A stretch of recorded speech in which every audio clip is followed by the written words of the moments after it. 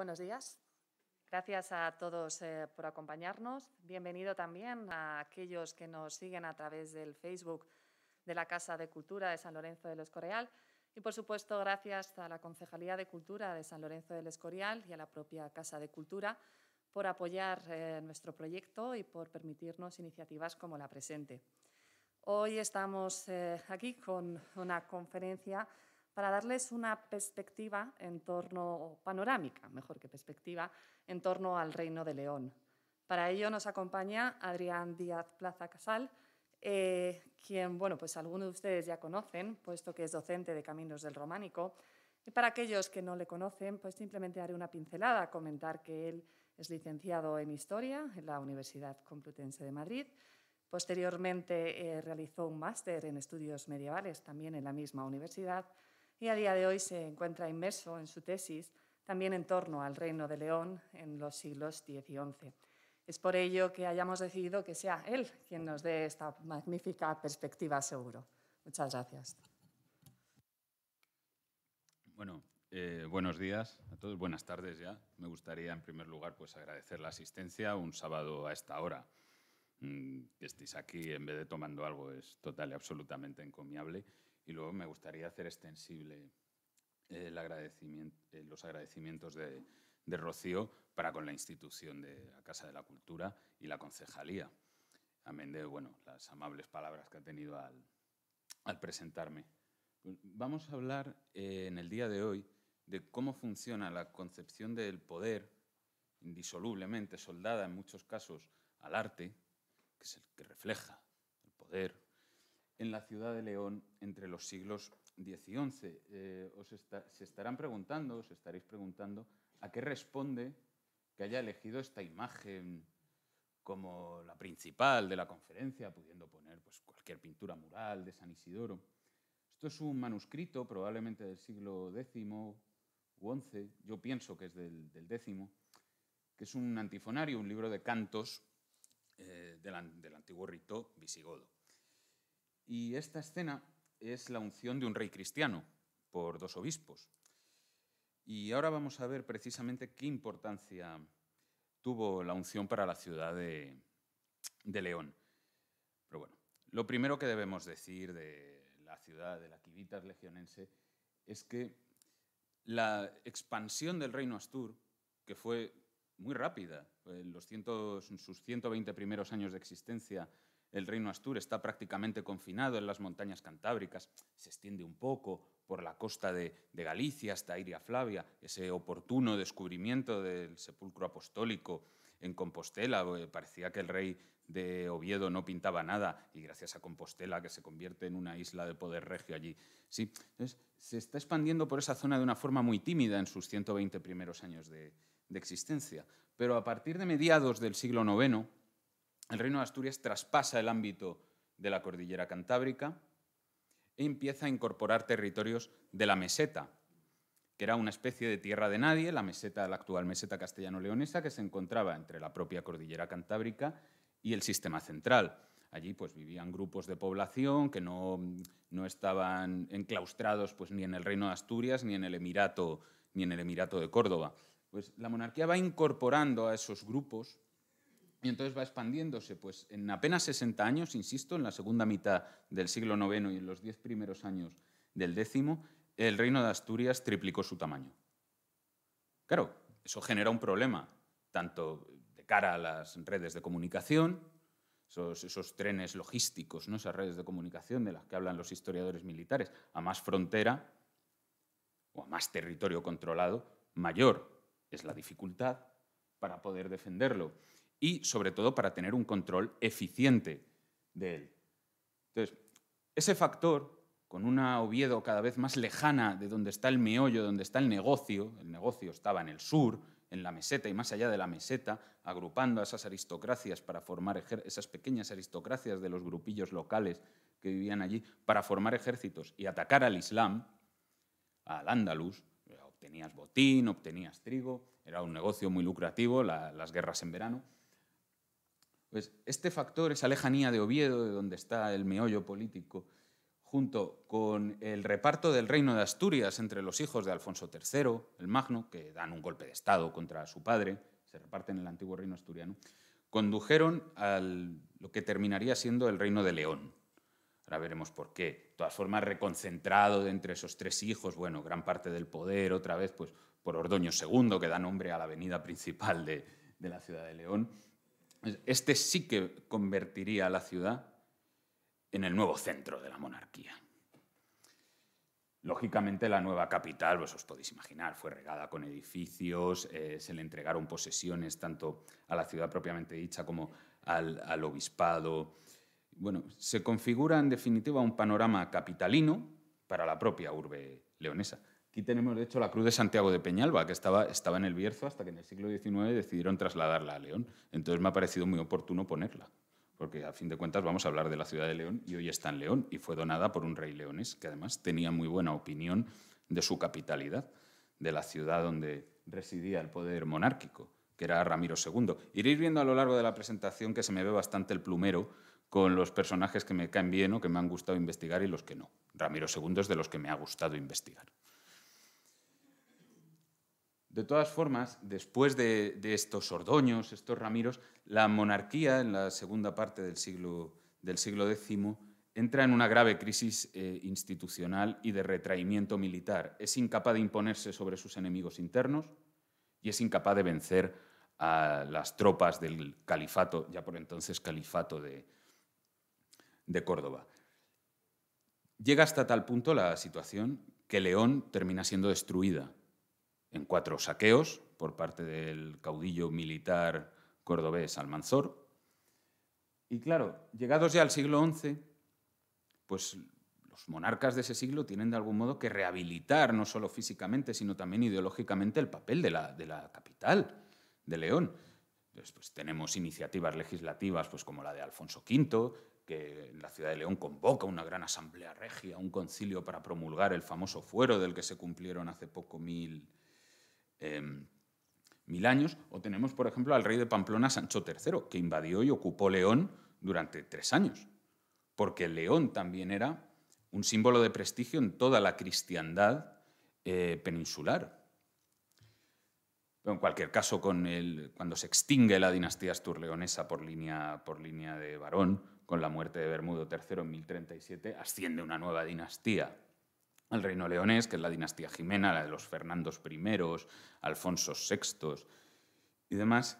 Y aquí sí que ya podemos decir que la ciudad se consolida no solo como capital, sino también como heredera del reino de los godos. Venía siéndolo Oviedo desde que había sido capital y a León le faltaba un poco de ese pedigrí y ahora pues, lo consigue pues, gracias a la llegada de los restos de San Isidoro, el santo patrón de la monarquía visigoda allá por el siglo VII, y gracias también, pues, sobre todo al mencionado Fernando I, a su mujer doña Sancha, que se nos suele olvidar, de hecho, mea culpa, se me ha olvidado ponerla, y a sus hijos, sobre todo a los 2 más inteligentes, Urraca y Alfonso VI. Pues el resto de hijos de Fernando I, me vais a perdonar un poco la expresión, pero eran bastante ladrillos.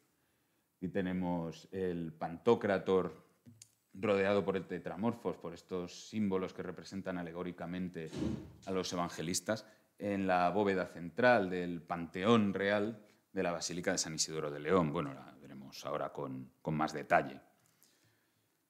Pero vamos a empezar por la urbe regia, por cuando estrenamos León como capital. Bueno, yo no estrené nada porque yo soy castellano, no soy leonés, pero le tengo mucho afecto a los leoneses y a la ciudad de León. Y he escogido para la imagen, algunos pensaréis, ¿qué soso? De soso nada. Esta imagen debía ser en su momento esta iglesia debía ser en su momento una auténtica maravilla. Es la cúpula galonada central que hay en la basílica, en la iglesia del Palacio de San Salvador, en León, fundada precisamente por Ramiro II como Panteón Real. Vais a ver que vamos a tocar un par de panteones reales. Bueno, esta era la situación que os mencioné al principio durante la presentación. Tenemos a principios del siglo X un reino de Asturias en expansión, consolidándose en estos territorios que acaba de incorporar de una manera relativamente sencilla, pues siempre es muy fácil seducir a esas pequeñas aristocracias con lo que os he dicho, con la promesa de botín, y además la monarquía tiene una ventaja con respecto a ellas, es que la monarquía tiene una ideología, un discurso político, que es la ideología reconquistadora. A partir de Alfonso II se pergeña un discurso para legitimar a la monarquía asturiana, que es: éramos visigodos, nos han invadido, vamos a recuperarlo. Todo. Parece un discurso sencillo, pero lo tienen. El rey de Francia no tiene discurso político. Los reyes normandos de Inglaterra no tienen discurso político. El emperador del Sacro Imperio Romano Germánico sí, bueno, se considera cabeza del poder universal. El problema es que enfrente tiene al Papa, que también se considera cabeza del poder universal. Esto es el gran éxito de las monarquías cristianas peninsulares a lo largo de toda la Edad Media.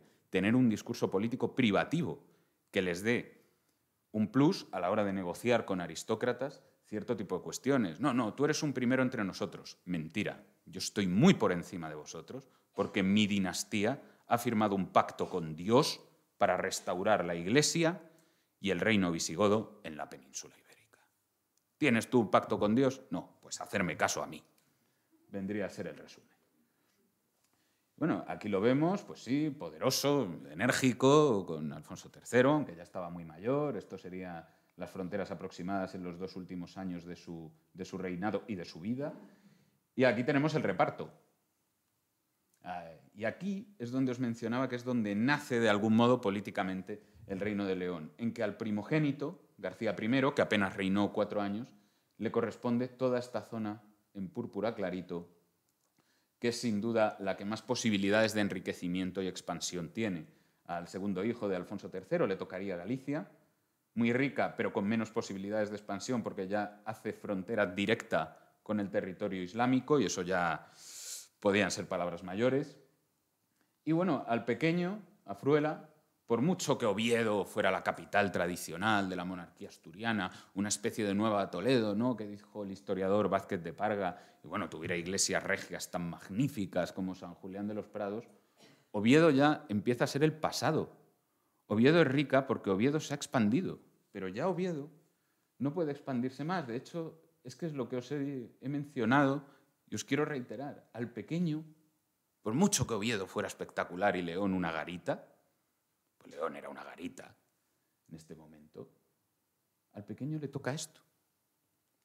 Entonces ya vemos que la importancia ha avanzado hacia el sur.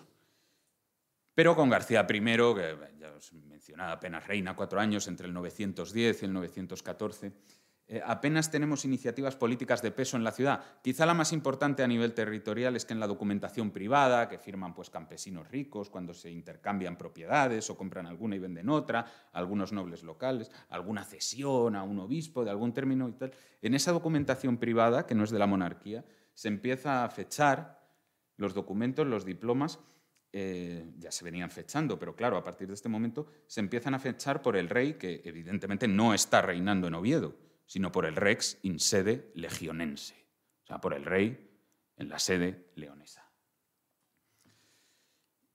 Y el primer acto político de suma importancia es que, muerto García, en julio del 914, pues su hermano, quien ya ejercía de rey de Galicia, comienza a entrar en negociaciones con los obispos del reino leonés, consigue subordinar a su hermano pequeño, a Fruela, como si fuera una especie de rey vasallo de Régulo, y de alguna manera convertido en el gran rey, entre comillas, del antiguo reino de su padre.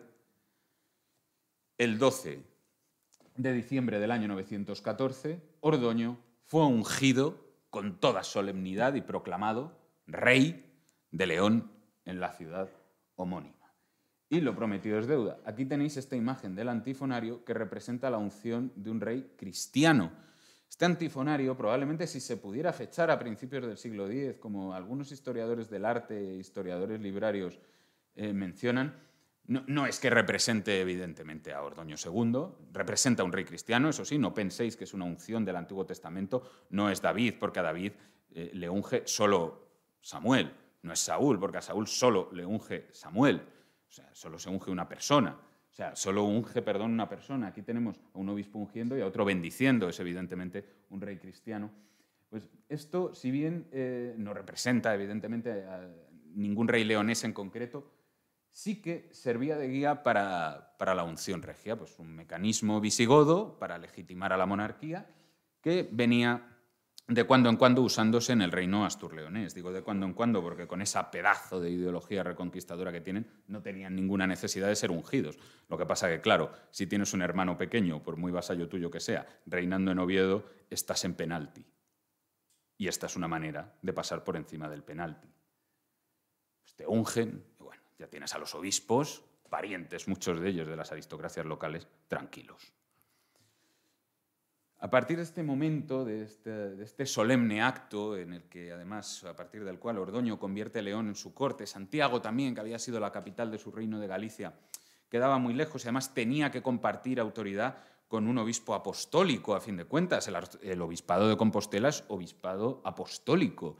Hasta mediados del siglo XI, que el Papa de Roma, bueno, monta un incendio en el concilio de Reims. ¿Qué es eso de obispo apostólico? Obispo apostólico solo soy yo.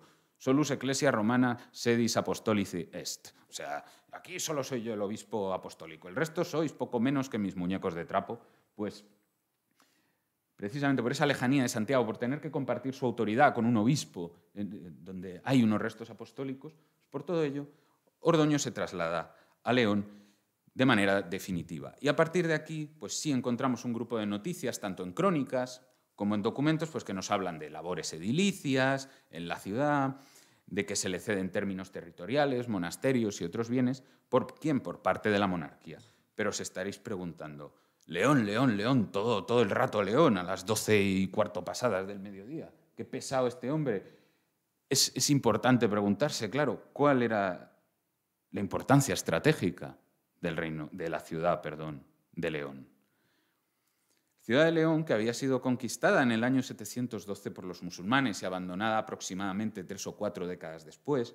Hubo un intento a mediados del siglo IX de ocuparla con apoyo astur por parte de estas gentes locales que vivían en la frontera, pero quedó en nada por culpa de una campaña cordobesa.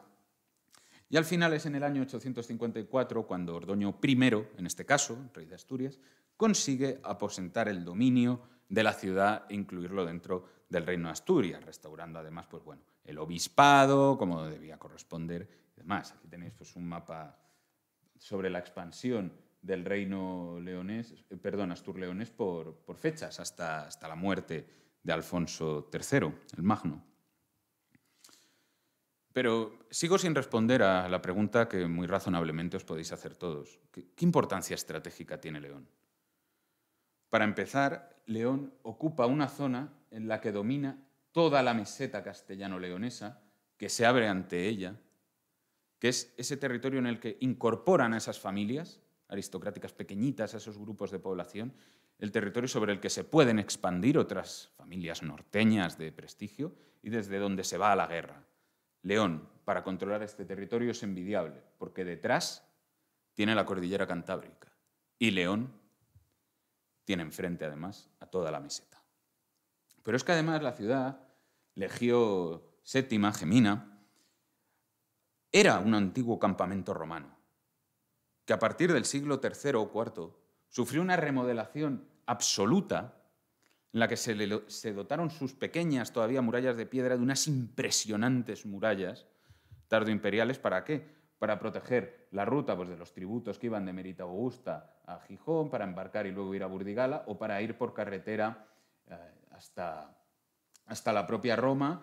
Eso, si no, que el campamento legionario originalmente cuando se funda en el año 29 a.C. es para tener controlado a cántabros y vascones y además para que el ejército tutelara la extracción de oro en las médulas, un método intensivo de anegamiento de agua. Pues, se funda con este objetivo y luego en el siglo III o IV pues ya queda para proteger un poco los tributos que van hacia Roma, pero aunque ya no hay minería intensiva, los arqueólogos están empezando a descubrir que sí había todavía minería de superficie. O sea, León sigue teniendo un papel coercitivo de imponer el miedo, el terror a quien se le ocurra llevarse un gramito de oro que pertenezca al Imperio Romano. Por eso se le dota de esas pedazos de murallas que tenía. Igualmente, si lo observáis aquí, era un importante nudo de comunicaciones en las antiguas carreteras romanas, que en contra de lo que alguna gente piensa, no desaparece Roma y desaparecen las carreteras. No, Hay legislación en el reino visigodo, que el reino visigodo se acaba en el año 711, hay legislación para que uno de los impuestos públicos que se pagan sea el mantenimiento de las carreteras, de la red viaria romana.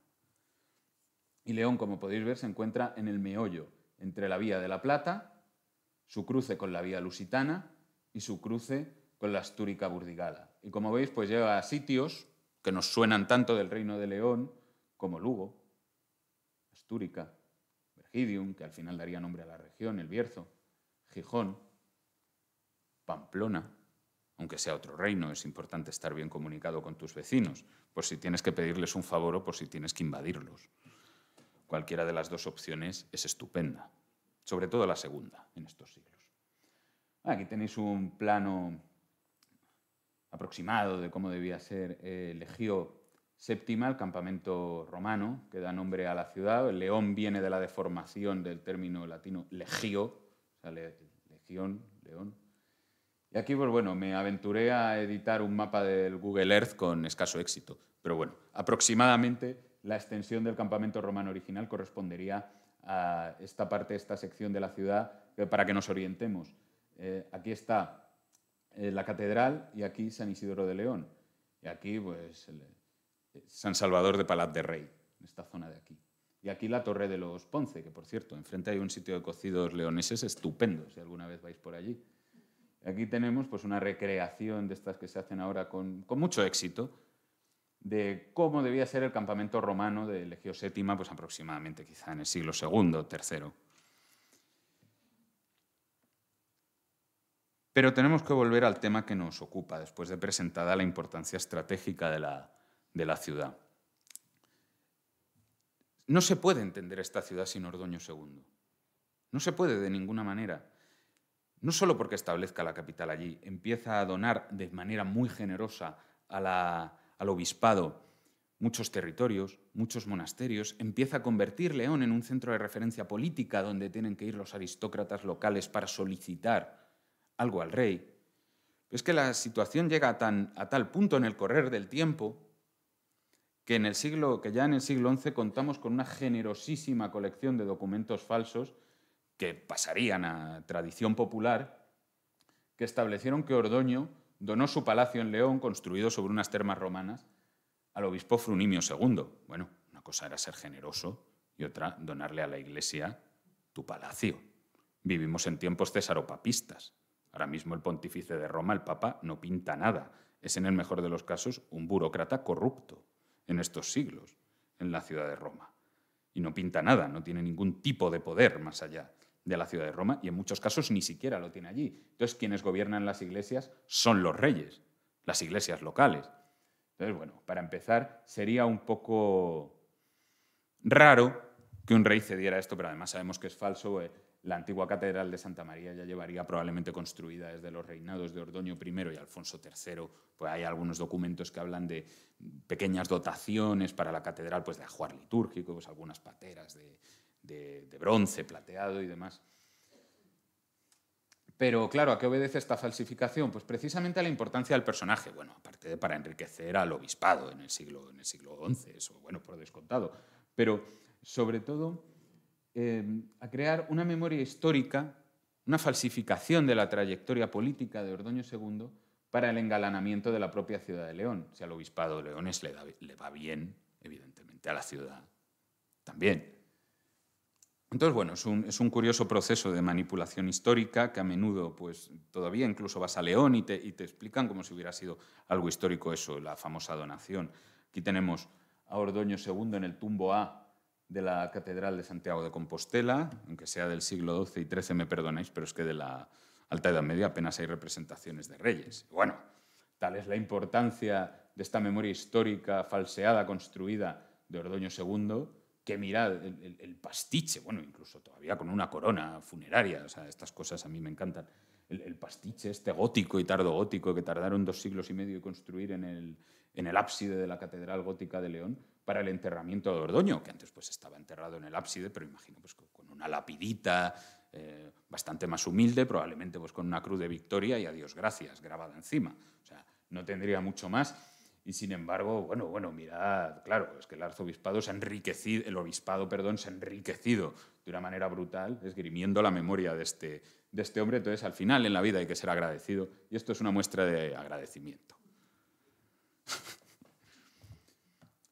Bueno, después de Ordoño, algunos sucesos políticos y demás, comenzó a reinar su hijo, Ramiro II el Grande, que es quizá el rey más exitoso de la monarquía leonesa, junto con Alfonso VI, al menos en mi opinión, y que bueno, era todo un carácter, le sacó los ojos a su hermano y a sus primos, imaginaos las paellas familiares de los domingos.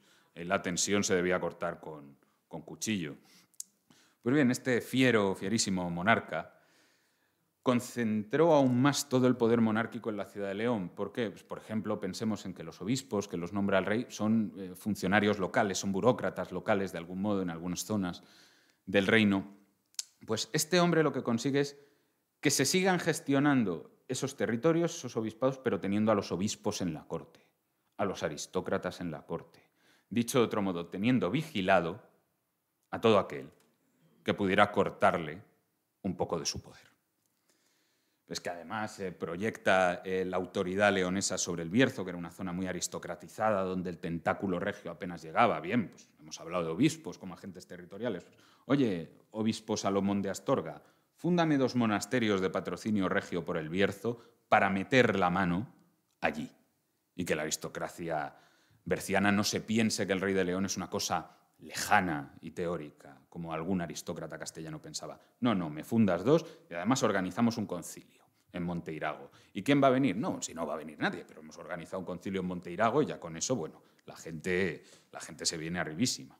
Este hombre, que triunfó sobre los ejércitos musulmanes, sobre el califato de Córdoba, en Madrid, en Osma y sobre todo en la batalla de Simancas, en el año 939, hizo además, precisamente por esta serie de guerras, por esta serie de campañas, hizo de la ciudad de León un destino, evidentemente, para las embajadas cordobesas, para negociar la paz. De algún modo, Córdoba reconocía en la ciudad de León la capital de la cristiandad noroccidental de la península ibérica. Fruto de sus éxitos militares y seguramente de su elevada opinión de sí mismo, no era para menos, todo hay que decirlo, y en la necesidad de crear una especie de paralelo con Oviedo en la ciudad de León. En Oviedo había un panteón regio de la primitiva dinastía asturleonesa desde Alfonso II. Hacía falta, para dotar a León de ese carácter de capitalidad, dotarlo de una manera más sólida, construir en él una cripta regia. Y pues, a tal efecto levantó la iglesia de San Salvador de Palat de Rey, al lado del palacio, donde bueno, su hija, la infanta doña Elvira, que era abadesa, fue la primera titular de esta iglesia monasterio regio. Y bueno, aquí tenemos al rey, representado en una pose muy pacífica, en mi opinión, y bueno, con la barba bastante más oscura de lo que debería, porque los miembros de la dinastía asturleonesa eran pelirrojos. Entonces, aquí tenéis, de hecho, gran parte de la expansión de Ramiro II. Estamos hablando de un auténtico rey guerrero. Vamos, es que no ha habido otro igual. Este no solo era buen estratega, además era buen guerrero. Alfonso VI solo era buen estratega, aunque era muy valiente. Tenemos aquí otra vez la cruz de Peñalba, que fue cedida al Bierzo en recuerdo de la victoria de la batalla de Simancas, una cruz de victoria.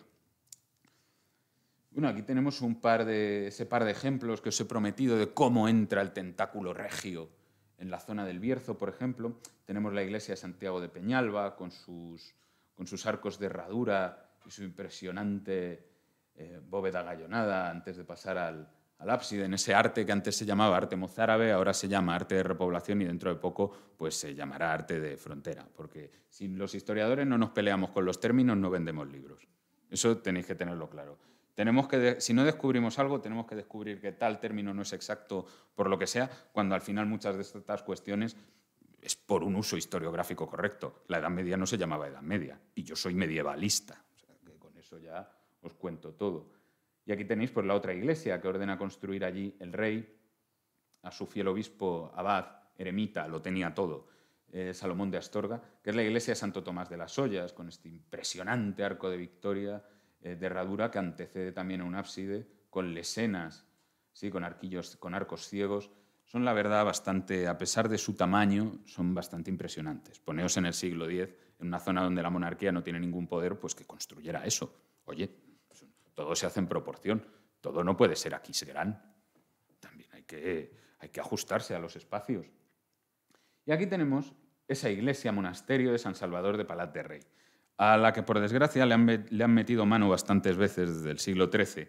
Y lo que nos ha llegado hoy es esto, de algún modo, y estas imágenes. Quizá en este corredor, en la sección interior occidental, pues se conserva alguna de estas partes, pueda ser más o menos original. Lo que es desde luego original es la cúpula galonada que tiene en el centro y el arco de herradura que da acceso al ábside. Ya os digo, desde el siglo XIII sufrió muchísimas reformas. Es una auténtica pena que no se nos conserve, pero los museólogos, que son auténticos genios, hicieron esta reconstrucción de la iglesia, que originalmente tenía planta de cruz griega con la cúpula en el centro, dentro de los límites de la iglesia actual. Esto se puede visitar dentro y la verdad es que es una auténtica maravilla. Ya os dije que era poco objetivo con este hombre. De hecho, es que no hay manera de ser objetivo porque después de él todo es un desastre. Entonces se suceden una serie de reyes débiles, golpes de Estado, derrocamientos. El Reino de León, dicho de otra manera, pasa la mitad del siglo X, pasa el Ecuador del siglo X, de los éxitos ramirienses a la crisis y la ruina. Sin embargo, sería precisamente uno de estos monarcas ruinosos, Sancho I de León, llamado el Craso, llamado el Gordo, llegó a pesar, dicen, no me acuerdo cuántas arrobas castellanas, pero bueno, el equivalente vendría a ser 220 kilos. Si habéis reparado alguna vez en el tamaño de las tumbas de San Isidoro, de los miembros que hay de dinastía asturleonesa, no dinastía jimena, que eran muy altos, pues imaginaos a un hombre de esta altura aproximadamente, con si no 200, ponedle 180, ya sería una auténtica barbaridad. Pues bueno, le dan un golpe de Estado, porque evidentemente es un rex inutilis, todo en latín suena muchísimo mejor. Y bueno, su abuela, que era la regente de Navarra, se lo lleva a Córdoba para hacerle un tratamiento de adelgazamiento. Esto no es broma, lo llevan a Córdoba para hacerle un tratamiento de adelgazamiento y además pues, le prometen tropas para recuperar el trono. Doña Toda, la regente de Navarra, era tía de Abderramán III. Entonces, bueno, había ahí un respeto entre ambos bastante peculiar. Perdonad. Y bueno, ya cuando vuelve y demás, pues lógicamente los cordobeses, ya recuperado Sancho I su trono, hacen las maletas y se van. Y bueno, no solo hacen las maletas y se van, algo muy de esta época, hacen las maletas, se van y vuelven a estar en guerra. León y Córdoba, por favor, no estemos en paz, que esas cosas no se estilan en esta época, porque si no, no hay dinerito corriendo. Pero Sancho I sorpresivamente tuvo un acceso, una iluminación, un brote de inteligencia, fue casi sutil, fue casi ramiriense como su padre, Ramiro II, fue casi... Y dijo, oye, estaremos perdiendo las batallas contra los musulmanes, pero para que no se quebrante la ideología reconquistadora, que es la que nos legitima, claro, la ideología reconquistadora sin triunfo contra el Islam no vale. Dice, ¿qué vamos a hacer? Vamos a pedir al califato que nos entreguen los restos del niño mártir San Pelayo, que bueno, fue un prisionero de... Vamos, un pago, fue parte de un pago, fue testigo de pago, mejor dicho, del rescate del obispo Hermogio, que había sido capturado en el año 920 en la batalla de Valdejunquera por el ejército de Abderramán III.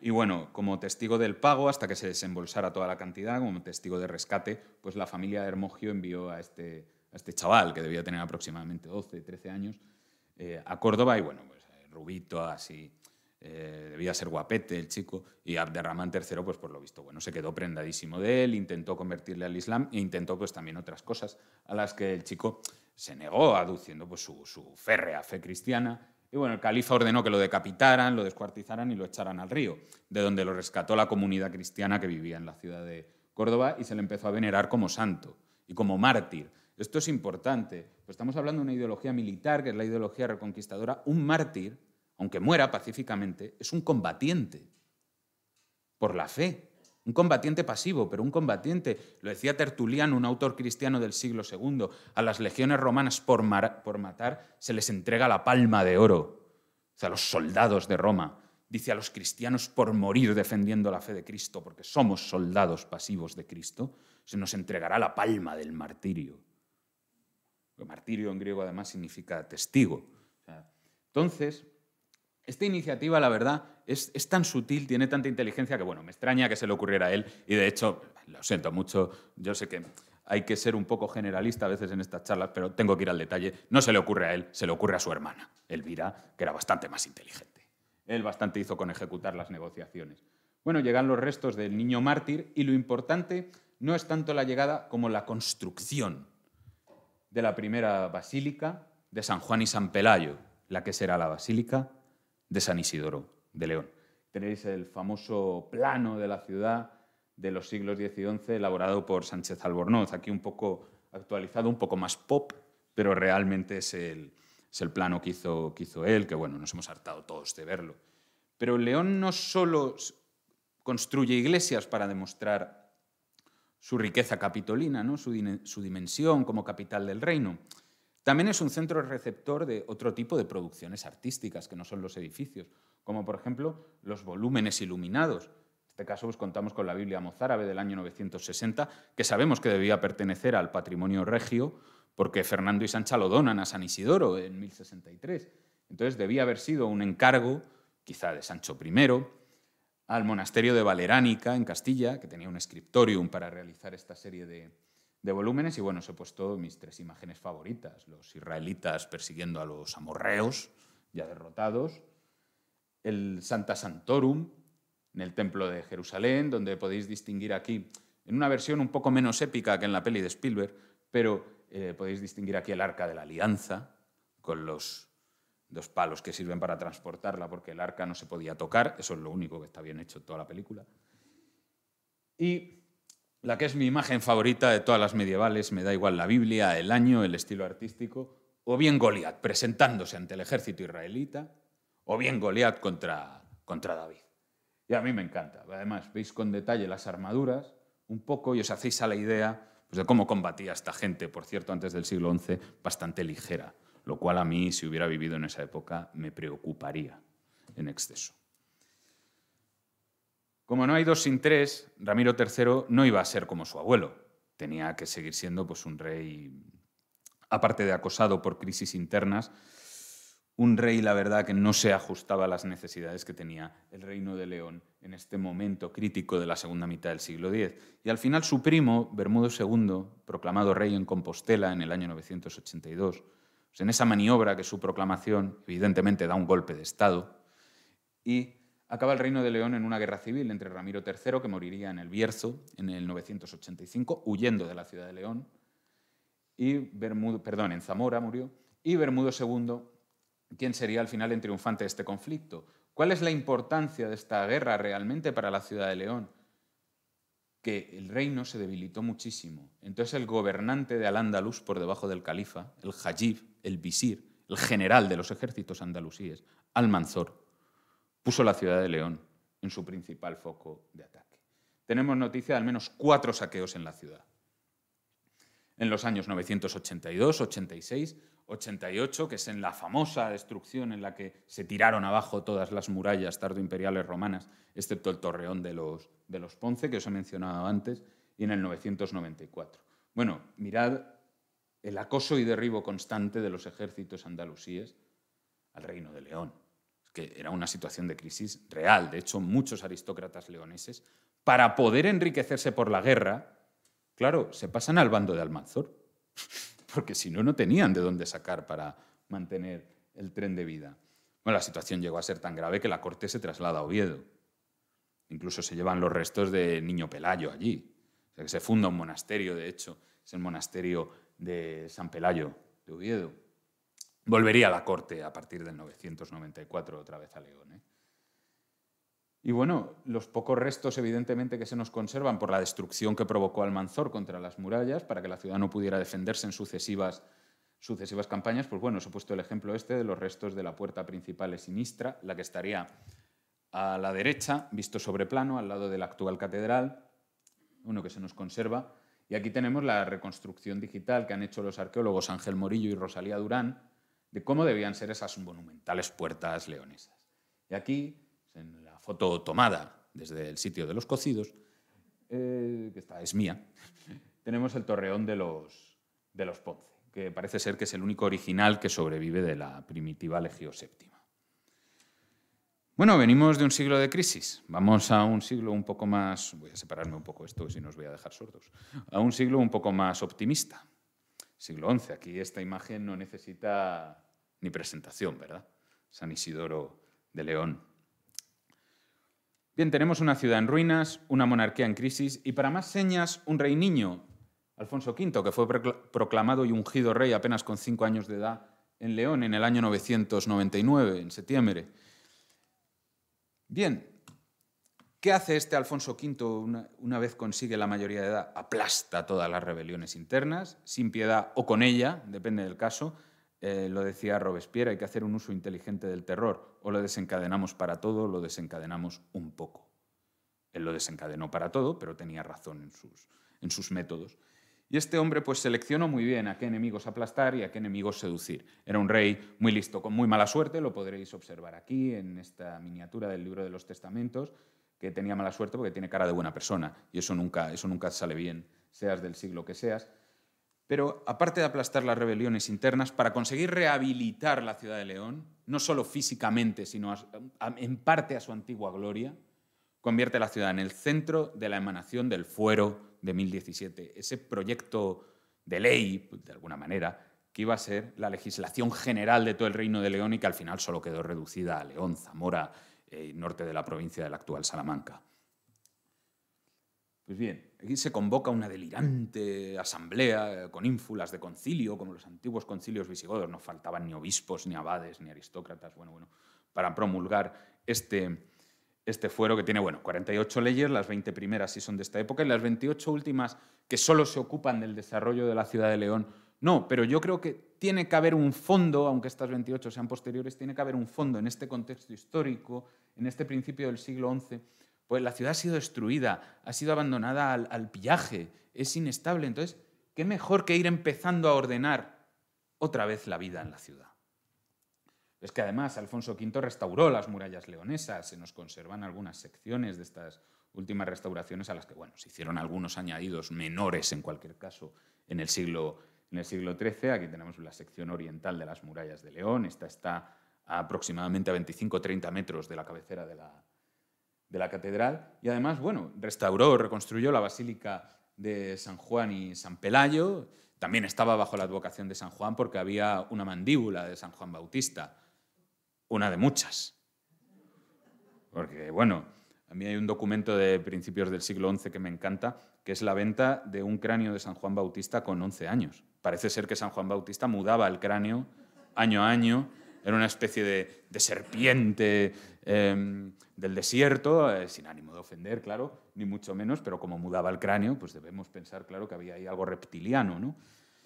Restaura la basílica, como dice además un epitafio que se conservaba en ella, ex luto et latere, es decir, en tapial y ladrillo.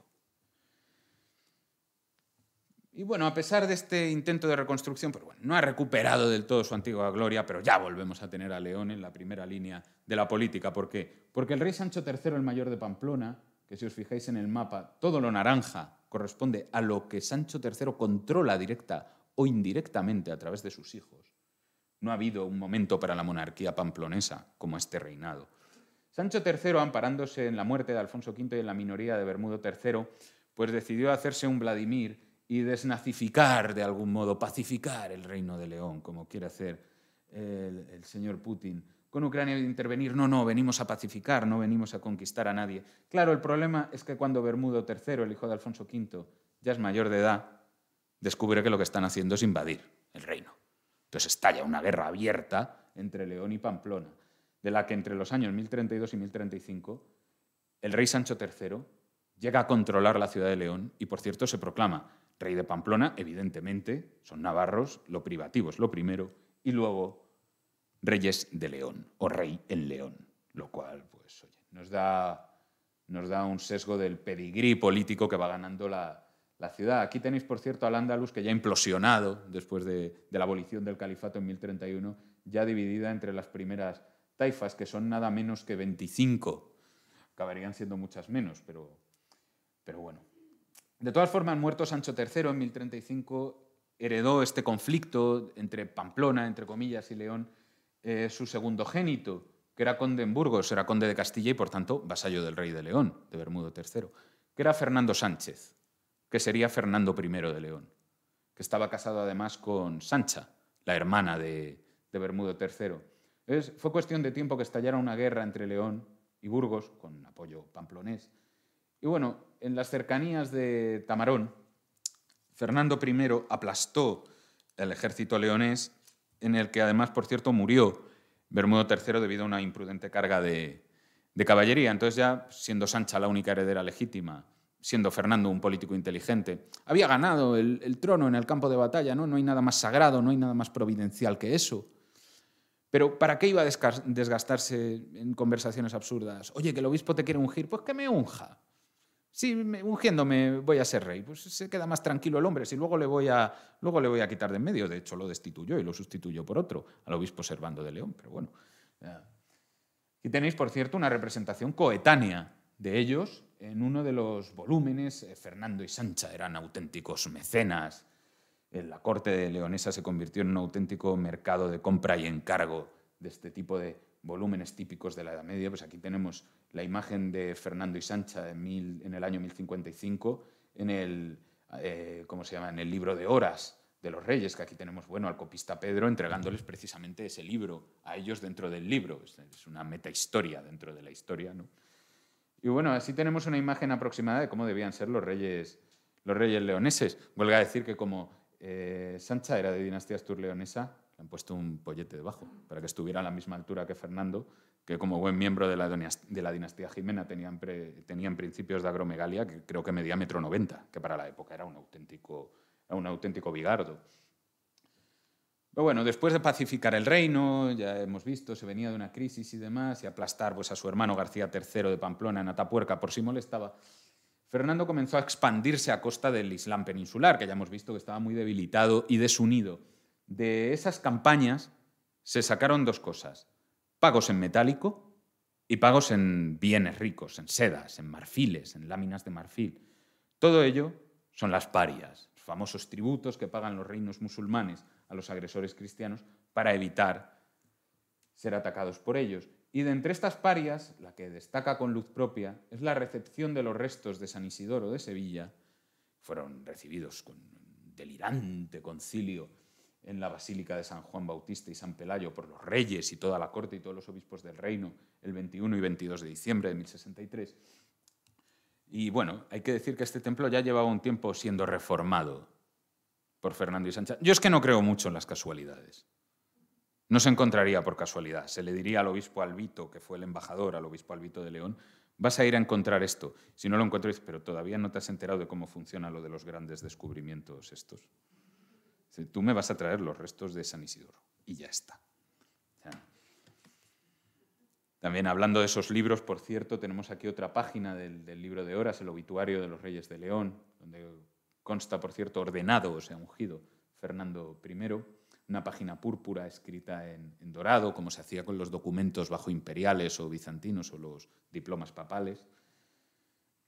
Y aquí tenemos dos imágenes de los comentarios al Apocalipsis que también encargaron Sancha y Fernando, que se encuentran actualmente en la Biblioteca Nacional de España. Tenemos aquí la muerte de los testigos y la toma de Jerusalén. Aquí pues la presentación de la bestia ante la gran prostituta, ¿no? Estos temas alegóricos, apocalípticos que tanto gustaban en esta época. Bueno, como sabemos, se muere Fernando I, y si no habéis visto la peli del Cid de Charlton Heston, habréis visto la serie. Espero que no, pero habréis visto seguramente la serie.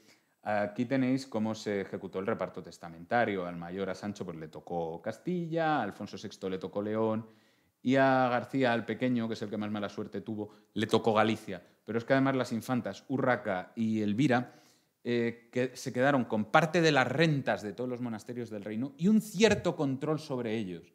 ¿Y desde dónde se gobernaba ese entramado?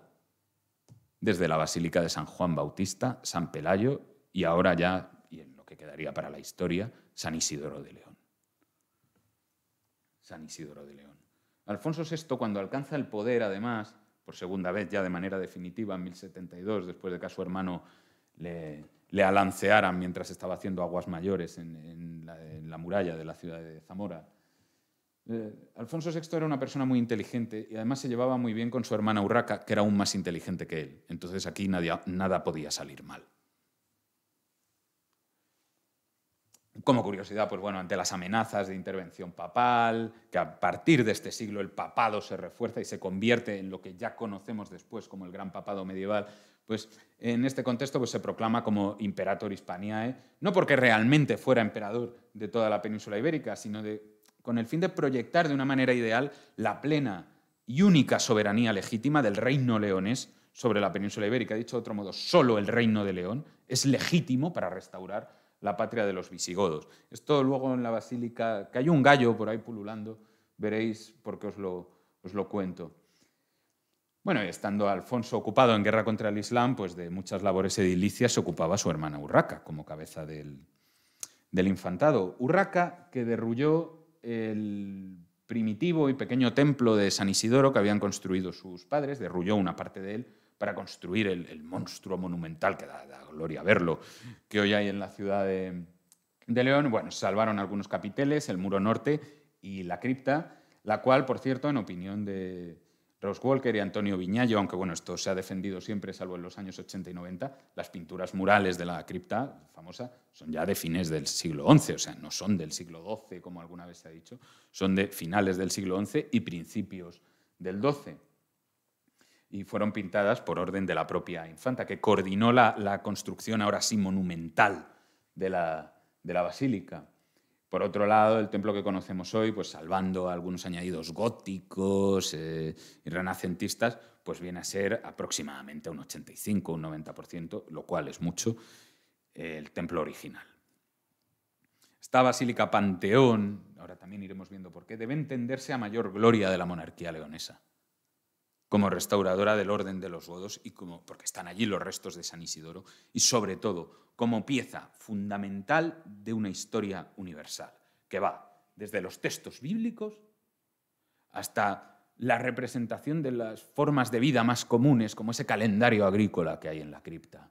La monarquía está en el centro de todo eso, está en el centro de un discurso histórico providencial. Desde Cristo al último de los, perdón por la expresión, al último de los pobretones, el último de los tiesos, ahí en el centro está la monarquía. ¿Por qué? Porque es la que ordena al mundo en nombre de Cristo, la que articula la vida de los seres humanos en nombre de Cristo. Tenéis, por cierto, a la infanta retratada, como no podía ser de otra manera, porque fue una generosa donante, en el tumbo A de Santiago de Compostela. Lo que pasa que, bueno, yo me la imagino con la cara de Ginebra Page, que es la que la interpretó en la película El Cid, la de Charlton Heston, la que le falta el rifle, pues esa. Bueno, vamos con la basílica. Aquí tenéis pues, un plano historiado con los estilos constructivos de ella. Como veis, pues casi todo es románico. Y aquí, bueno, la entrada principal, que en este caso es la entrada, se encuentra en el muro sur, con la puerta del Cordero a la izquierda y a la derecha la puerta del Perdón, que es algo posterior, es del siglo XII, pero esta se empezó a ejecutar ya en el siglo XI y probablemente pues, se terminaría al poco de que Urraca muriera. Urraca, que se muere, por cierto, en 1101. En la puerta del Cordero y aquí el tímpano, donde tenemos todo el tema del Cordero representado de un modo alegórico, tanto desde el principio hasta con resonancias del final. Tenemos pues, a Abraham levantando la espada para matar a su hijo Isaac, y ves el ángel entregándole un cordero y la dextrera Domini, la mano derecha de Dios, diciendo detente, porque el Señor ha visto, esto lo diría el ángel, claro, porque el Señor ha visto que eres temeroso de su voluntad. Mata al cordero. Y luego pues tenemos, como era patriarca del pueblo de alguna manera, ¿no? Se le reconoce en la tradición judeocristiana a Abraham como el patriarca. O sea, aquí tenemos toda una recua de criados, porque este hombre, pues, si es patriarca, pues tenía que tener criados. Y aquí como detalle, por cierto, encontramos a una criada y a su hijo con un arco, unos tal Ismael y Agar, que yo creo que es la primera vez que lo he visto representado en arte medieval, sea románico, sea el que sea. Ismael, que es desde donde dice la tradición que vienen los musulmanes. Saben los historiadores del arte, evidentemente, que es Ismael, porque en el Génesis se dice, y tomó el arco. Entonces, en este contexto, Ismael, que es hijo bastardo, entre comillas, de Abraham, pues tiene que ser él, sin duda, por el tema del arco. Y aquí lo que os decía, un cierto argumento de circularidad, pues tenemos al Cordero, ¿no? Este apocalíptico metido en una especie de mandorla circular sujeta por ángeles. Y luego a los lados también, para recordar otra forma, el sacrificio, dos ángeles sosteniendo las cruces, ¿no? Que es el principal elemento de la pasión. Y aquí, bueno, tenemos una cosa divertidísima, que es una estatua de San Isidoro con un verdugo al lado. Claro, estas estatuas probablemente pertenecieran a la basílica primitiva de Fernando y Sancha. Y en el momento de reconstruirlas, pues al maestro de obra se le debió fundir un plomo y en vez de poner al verdugo junto al niño, la estatua del niño mártir Pelayo, de niño Pelayo, que como veis pues, es guapísimo, un pelazo, una cosa, hay que darle ese aura de sensualidad, ¿no? Por lo que quería hacer Abderramán III con él, pues se equivocaron y lo pusieron al lado del obispo San Isidoro, que hombre, quiero decir, hay que reconocer un cierto mérito a las cosas. San Isidoro se murió muy de viejo, eso en la Edad Media es como para aplaudírselo. No hizo falta que se lo cargara nadie ni le dio una mala gripe. O sea, entonces, pues no deja de tener gracia que se equivocaran. Aquí tenemos el interior de la iglesia a la altura del crucero, destacan pues, estos arcos peraltados, ¿no? Es una especie como de arco de medio punto muy estirado hacia arriba, muy deformado, arcos lobulados de inspiración evidentemente musulmana, y luego las secciones superiores y la bóveda que ya se construyeron a mediados del siglo XII por Pedro de Eustamben, que bueno, el techo originalmente iba a ser de madera, pero a este hombre le dio un ataque de un ¿por qué no? El por qué no en España es peligrosísimo, seas del siglo que sea, dice ¿por qué no? Y colocó una bóveda de cañón que hubo que reforzar porque empezó a deformar las paredes del templo y las columnas del peso que tenía. Pero bueno, es un detalle. Aquí tenemos un personaje mordido por las serpientes, estas escenas infernales de cuidado con lo que haces, que hay dentro de las iglesias, a mí me encantan. No peques más de lo que ya has pecado, que puedes acabar mal. Así, una especie de lacoonte moralizante. Ese es un capitel probablemente original de época de Fernando y Sancha. Aquí tenemos otros posteriores, ya de época de la infanta Urraca. Tenemos la resurrección de Lázaro, ahí saliendo de un sepulcro románico. Esto tiene mucho seito, está muy bien hecho, me gusta mucho, tiene mucha gracia. Aquí Jesús curando al leproso, y aquí Balaam y el asno ante el ángel del Señor, que le echa una bronca tremenda por intentar cohabitar con los moabitas, que no solo son politeístas, sino encima no son el pueblo elegido. Bueno, la bronca que le echa el ángel es tremenda. Aquí tenemos la visión general del panteón de los Reyes de León. Y aquí la imagen principal de él, que es el Pantocrator, Cristo en majestad, enmandorlado, rodeado del tetramorfos, de ese símbolo que representa alegóricamente a los evangelistas, según Isaías y Jeremías, en el que el hombre corresponde a Mateo, el león corresponde a Marcos, el león corresponde a Marcos porque el rey de los animales terrestres es el león, y el evangelio más monárquico en el que Cristo más veces dice yo soy Cristo, el rey, el Mesías, el líder del pueblo elegido, es en San Marcos. El águila representando el Evangelio de San Juan, pues porque Juan pues era un poco águila, ¿no? Allí en la isla de Patmos, porque era muy espiritual San Juan, pues se le iría un poco la mano a Juan Evangelista con alguna hierba autóctona de allí, y bueno, pues era Cristo, como si una cosa tremenda, espiritual, espectacular, ¿eh? Es mi favorito después del de San Marcos. Y aquí el de San Lucas, ¿no? La representación del toro, que es así que no sé explicarla, porque me he leído el de... Igual que los otros me los habré leído 100 veces, creo que el de San Lucas me lo he leído una vez y gracias. Y bueno, otras escenas, encontramos escenas tanto bíblicas como ya he dicho, cotidianas, por tanto se enmarca la monarquía, esto es el panteón donde están enterrados los reyes, familia real. Se supone que va a ser el panteón, luego no lo sería porque Alfonso VI, que era muy peculiar, decide enterrarse en el monasterio de Sagún en vez de aquí, pero bueno... Tenemos escenas bíblicas como el ángel anunciando la natividad a los pastores, o un detalle de la matanza de los inocentes, ¿no? Esa matanza totalmente inventada, alegórica, que al parecer ejecuta, siempre según el texto bíblico, Herodes el Grande contra los niños que han nacido en fechas aproximadas a las de Niño Dios, a las de Cristo, para evitar que nadie le dispute el trono de Israel. Me cuesta mucho creer que un rey fedatario de Roma, cuyo reino artificial, cuyo estado satélite, además está enmarcado en una provincia militar, se cargara a futuros contribuyentes y que el emperador le pusiera en la calle como poco. pues lo siguiente sería echarlo por la roca Tarpeya, como se hacían las personas de importancia en Roma, para que se dieran una guaya y se quedaran así, se quedaran muertos, en el mejor de los casos. O sea, que me cuesta muchísimo creer que se cargara a futuros contribuyentes, pero bueno. Y luego, quizá la imagen que más nos importa, Fernando y Sancha, orantes, ante Cristo crucificado, no falta detalle, el paso del tiempo y por tanto la eternidad, ¿no? El sol y la luna, o sea, el día y la noche, siempre vuelve, siempre vuelve. Día y la noche, el cráneo de Adán aquí abajo. En la Edad Media se tira mucho para justificar ciertas cosas de argumentos circulares. Si el pecado empieza con el hombre, con Adán, acabará precisamente con otro hombre que es Dios, que nos liberará de él.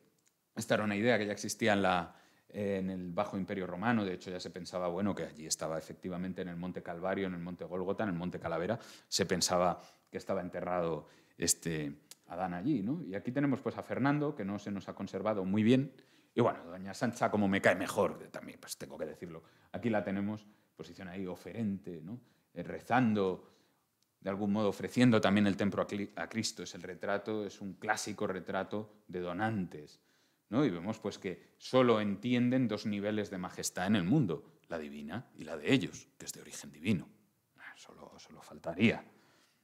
Y aquí, que por eso os decía que es una monarquía con pretensiones de presentarse como la ordenadora, de algún modo, de la realidad, formando parte de una historia universal, de un proyecto universal. Aquí tenéis el famoso calendario, se encuentra en la cara interior de los arcos que separan las diversas bóvedas de la cripta del Panteón Real. Aquí tenéis el famoso calendario, ¿no?, de los meses y las labores. Mi favorito es noviembre, por el tema del jamón y tal, ¿sabéis? Que está aquí abajo, la matanza, ¿sabéis? Entonces es interesante este programa político, porque además el papado a mediados del siglo XI se empieza a reforzar, comienza a ganar autoridad, asimilando todos los movimientos de reforma que tiene la Iglesia europea. En ese momento su mayor problema era el nicolaísmo, es decir, el amancebamiento de los clérigos, no porque se amancebaran, eso no le importaba absolutamente a nadie, sino porque pudieran tener hijos. Entonces, claro, si un cura tiene un hijo, le deja su iglesia a su hijo. Y eso va contra todo ordenamiento eclesiástico y pone en riesgo las propiedades de la Iglesia. Que las propiedades de la Iglesia no son de los obispos, no son de los papas, las propiedades de la Iglesia son ad eternum, hasta el fin de los días, de la Iglesia. Entonces, claro, eso era un problema. Entonces, combaten contra ello los papas. Acumulan todo el antinicolaísmo que hay en Europa y lo esgrimen. Y luego todas las corrientes antisimoníacas. La simonía es la compraventa de cargos eclesiásticos y el nombramiento político de los obispos por parte de condes, reyes y emperadores. ¿Qué es el infantado? Aunque Urraca fuera religiosa de aquella manera. ¿Qué es el infantado? Es un ejemplo de simonía. Urraca siempre ha estado a partir un piñón con Alfonso VI. Y en el único momento en el que Alfonso VI y Gregorio VII se llevan relativamente bien, Urraca desaparece de la documentación real. ¿Sabéis por qué?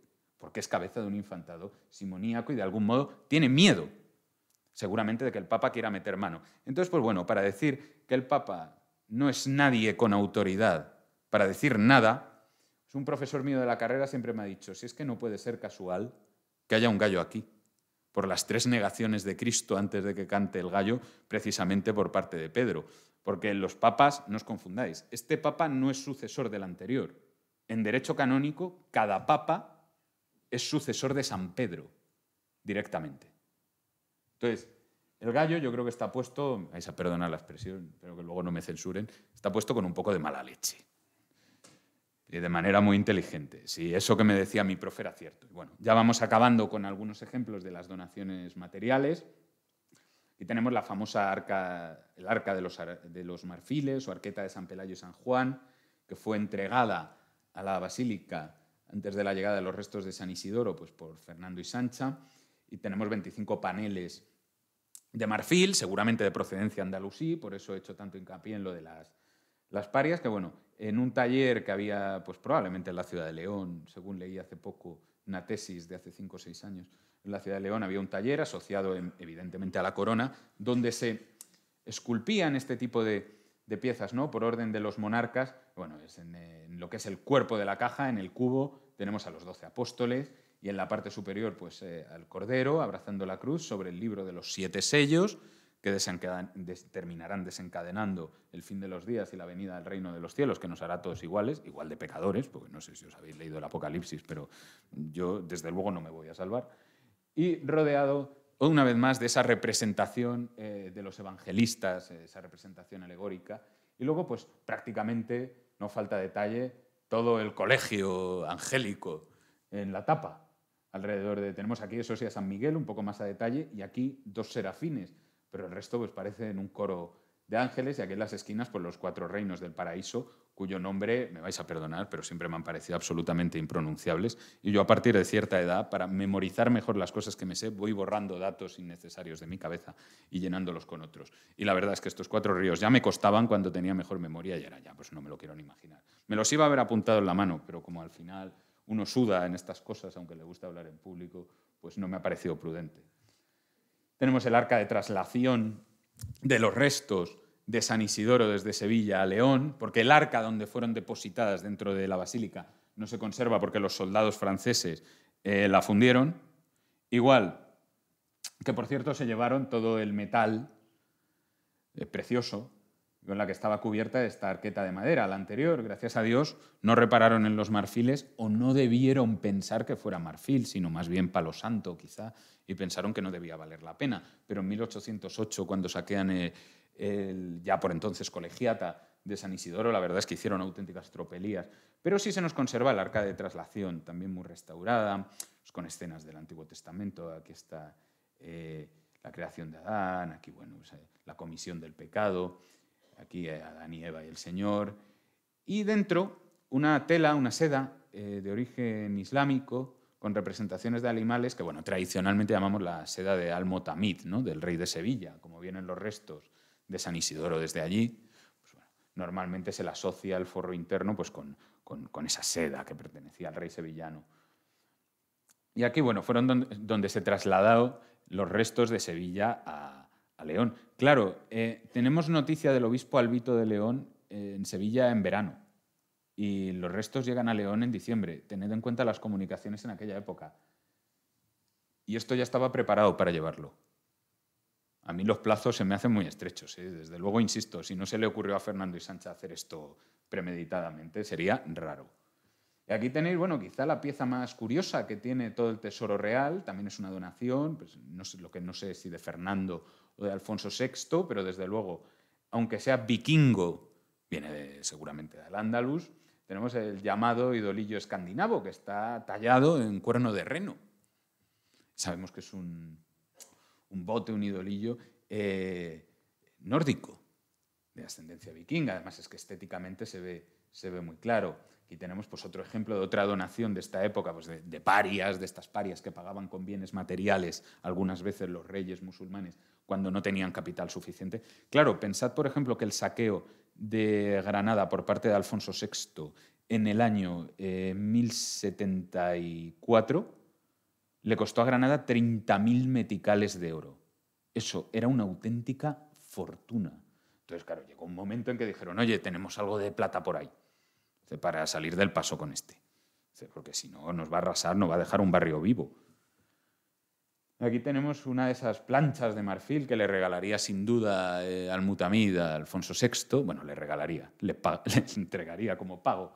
Sin duda que los buenos de Fernando y Sancha tuvieron a bien llevar a ese famoso taller que habría en León, hipotéticamente, yo quiero pensar que sí, donde construyeron este crucifijo, que es probablemente de los primeros que hay. Antes no se representa a Cristo crucificado, porque claro, antes del siglo XI, porque claro, para Dios no es muy positivo, ¿no? Lo de que se le muestre clavado en una cruz, una pena, por cierto, especialmente infamante, destinada a los peores delincuentes y criminales en época romana.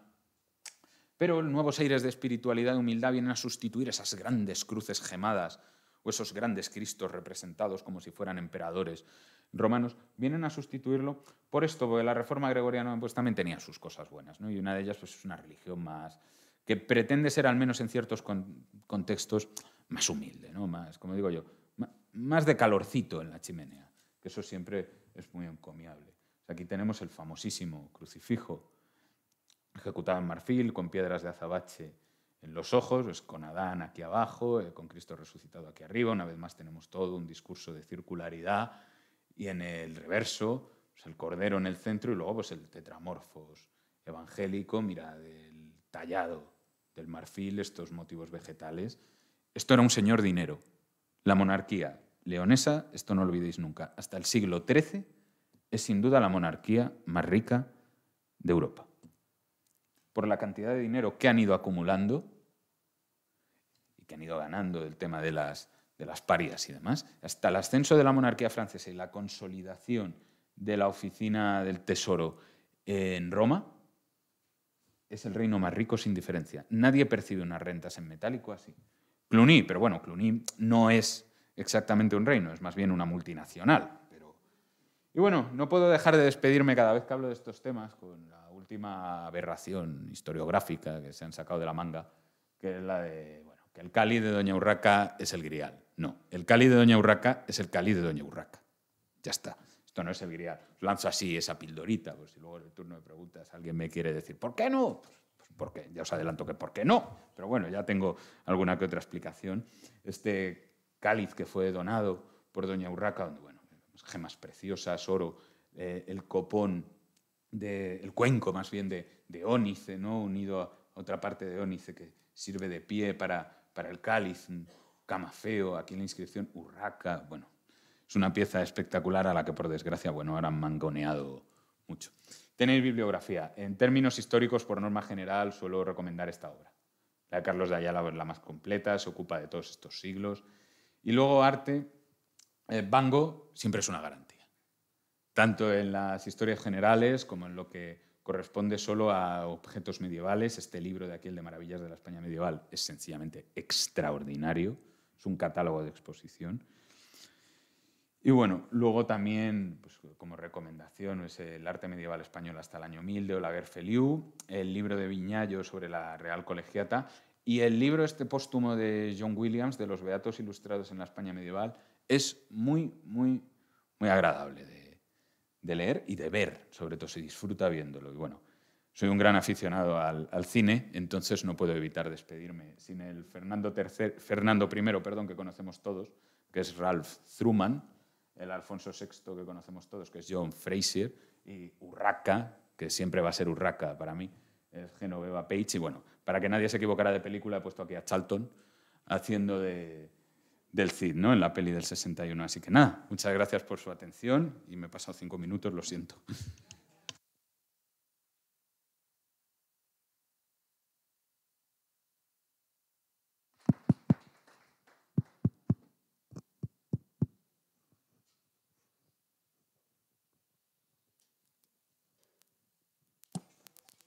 Muchísimas gracias por tu exposición, Adrián. No esperábamos menos de ti.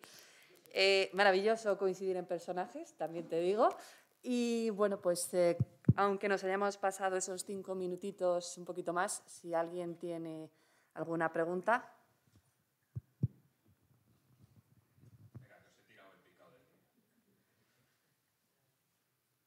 No entran en el trap, no quieren hablar del Grial, creo que ya lo saben.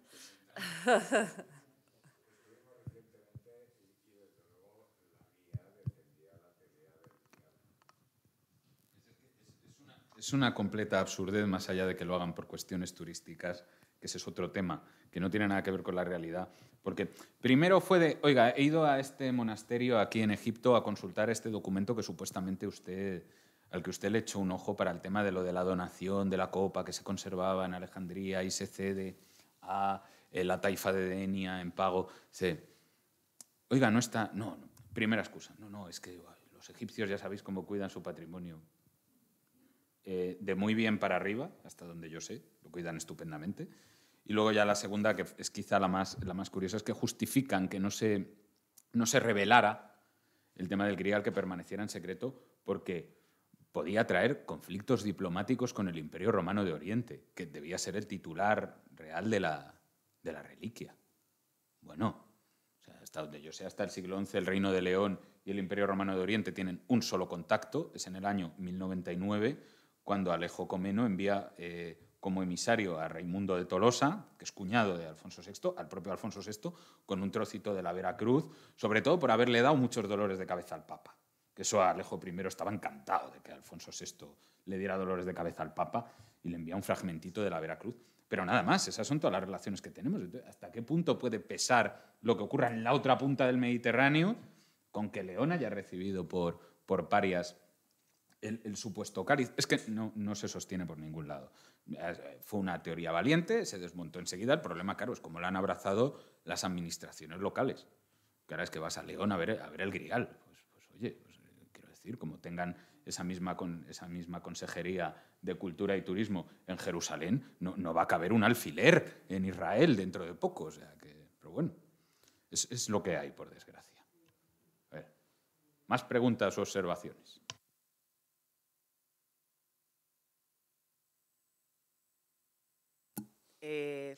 Creo que no tenemos más preguntas, así que por nuestra parte volveremos a esta Casa de Cultura el 7 de mayo y, como siempre, muchas gracias por acompañarnos.